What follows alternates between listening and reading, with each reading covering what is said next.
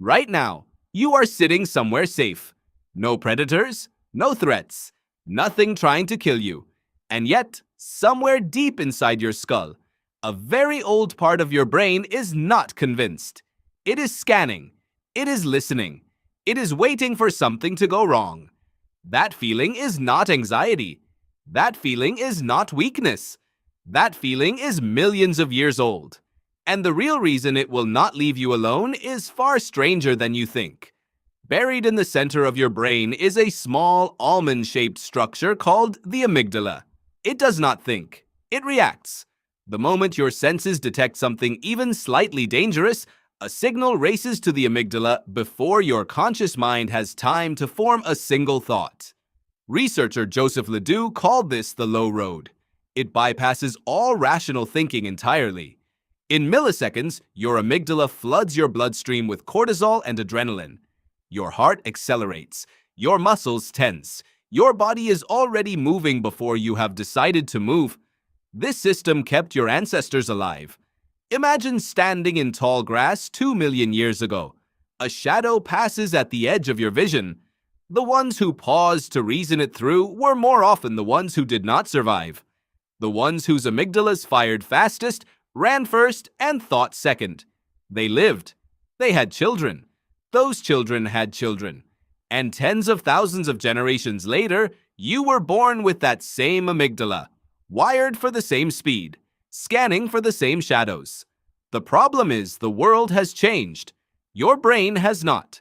Psychologist Randolph Nessa describes the human stress response as a smoke detector with no off switch. A smoke detector that goes off for burned toast is annoying, but one that never alerts you to real fire is fatal.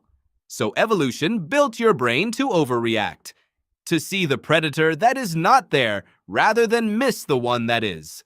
On the ancient savannah, that was genius. In a modern office, it produces what most people call chronic stress. Your boss sends an email at 11 p.m. Your nervous system does not understand corporate hierarchy. It understands danger. That primal part of your brain registers the message the same way it once registered the growl of a lion. Your hormones spike. Your sleep breaks apart. You are not anxious. You are being hunted. Your brain just cannot tell the difference. And it goes deeper than stress. Neuroscientist Naomi Eisenberger at UCLA showed that social pain and physical pain activate almost identical brain circuits. Being excluded from a group lights up the same regions as being physically hurt. Because for your ancestors, exclusion was a death sentence. Alone on the savannah, you were prey. Your brain learned to treat belonging the same way it treated breathing.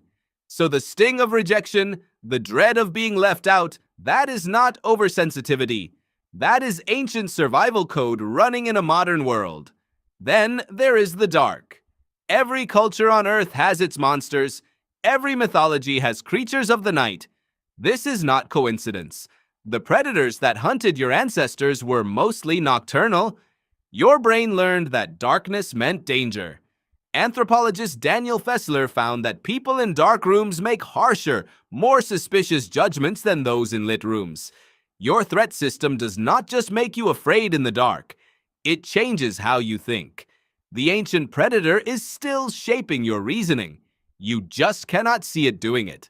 Psychologist James Gross at Stanford showed that simply naming what your threat system is doing can physically change your brain's response to it. Not suppress it. Change it. When you recognize that the dread before a hard conversation is the same system that once kept your ancestors alive, something shifts. The alarm does not vanish, but it loses some of its grip. The predator your brain is watching for is not in the room. It has not been for a very long time. But the system built to find it is still there, still scanning, still certain that somewhere just beyond your field of vision, something is watching back. Right now, you are sitting somewhere safe, and your brain is not entirely sure about that. It was never meant to be.